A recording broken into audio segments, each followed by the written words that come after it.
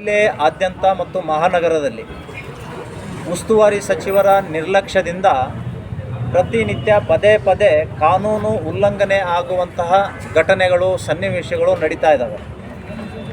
ಯಡ್ರಾಮಿಯ ಅಪ್ರಾಪ್ತೆಯ ಯುವತಿಯ ಮೇಲೆ ಅತ್ಯಾಚಾರ, ಚಿಂಚೋಳಿಯ ವಯೋವೃದ್ಧೆಯ ಮೇಲೆ ಅತ್ಯಾಚಾರ, ಸುಳ್ಳು ಜಾತಿ ನಿಂದನೆ ಕೇಸ್ಗಳು, ಚಿತ್ತಾಪುರಿನಲ್ಲಿ ಅತ್ಯಾಚಾರ ಪ್ರಕರಣಗಳು ಪ್ರತಿನಿತ್ಯ ನಡೀತಾ ಇದ್ದರೂ ಕೂಡ ಇಲ್ಲಿಯ ಜವಾಬ್ದಾರಿ ವಹಿಸಿಕೊಂಡಂತಹ ಸಚಿವರು ಒಂದೇ ಒಂದು ಖಂಡನೆಯನ್ನು ವ್ಯಕ್ತಪಡಿಸಿಲ್ಲ.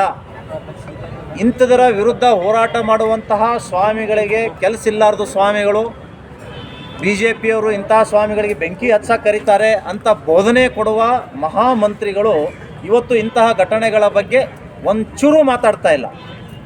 ಈ ಘಟನೆಗಳನ್ನು ಖಂಡಿಸಿ ಇಡೀ ಹಿಂದೂ ಸಮಾಜ ಕಲಬುರಗಿಯಲ್ಲಿ 9ನೇ ತಾರೀಕು ಬೆಳಗ್ಗೆ 11 ಗಂಟೆಗೆ ಬಂಜಾರ್ ಭವನದಿಂದ ಚಲೋ DC ಆಫೀಸ್ ಕಚೇರಿವರೆಗೆ ಒಂದು ಬೃಹತ್ ಪ್ರತಿಭಟನಾ ರ್ಯಾಲಿಯನ್ನು ಹಮ್ಮಿಕೊಂಡಿದ್ದೀವಿ. ಆ ಮೂಲಕ ಕರ್ನಾಟಕದಲ್ಲಿ ಕಾನೂನು ಸುವ್ಯವಸ್ಥೆ ಸರಿಪಡಿಸಲಿಕ್ಕೆ ಕೇಂದ್ರ ಮಂತ್ರಿಗಳು ಮಧ್ಯಸ್ಥಿಕೆ ವಹಿಸಬೇಕು ಮತ್ತು ಇಂತಹ ಗಂಭೀರವಾದಂತಹ ಪ್ರಕರಣಗಳನ್ನು CODಗೆ ಒಪ್ಪಿಸಬೇಕು ಅನ್ನುವಂತಹ ಮನವಿಯನ್ನು ಕೇಂದ್ರ ಸರ್ಕಾರಕ್ಕೆ ನಾವು ಸಲ್ಲಿಸ್ತಾ ಇದ್ದೀವಿ. ಇಂತಹ ಘಟನೆಗಳನ್ನು ಕೆಲವು ಕುತಂತ್ರಿಗಳು, ಕೆಲವು ರಾಜಕಾರಣಿಗಳು ಕಾಂಪ್ರಮೈಸ್ ಮಾಡುವ ಮುಖಾಂತರ ಮುಚ್ಚಿ ಹಾಕುವಂತಹ ಕೆಲಸಗಳು ನಡೀತಾ ಇದ್ದಾವೆ. ಇಂಥದ್ದು ಕೂಡ ತನಿಖೆ ಆಗಲಿಕ್ಕೇ ಈ ಪ್ರಕರಣವನ್ನು CODಗೆ ಒಪ್ಪಿಸಬೇಕು ಅಂತ ನಮ್ಮ ಒತ್ತಾಯ ಇವತ್ತು ಸರ್ಕಾರಕ್ಕಿದೆ.